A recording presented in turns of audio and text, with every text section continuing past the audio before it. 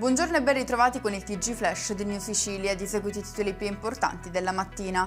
Ci sono 2 nomi nel registro degli indagati per la morte di Salvatore Bilello, il 37enne trovato privo di vita in casa a Palermo lo scorso 11 settembre.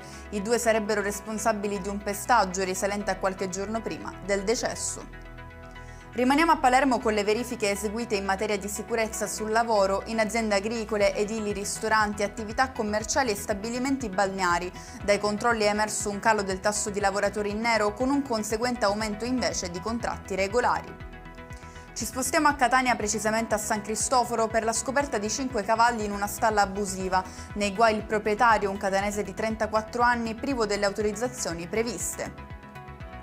Inseguimento nella notte sulla statale 117 bis Caltagirone Gela, dove la Polizia di Stato ha arrestato un 20enne. Il giovane dovrà rispondere di detenzione ai fini di spaccio, ricettazione, danneggiamento e resistenza a pubblico ufficiale. Giunge ai titoli di coda il mandato del rettore Francesco Priolo, che ha salutato l'Ateneo attraverso una lettera indirizzata all'intera comunità universitaria di Catania. È stato per me un onore e un privilegio servire in questi anni la nostra comunità universitaria, si legge nel messaggio di commiato.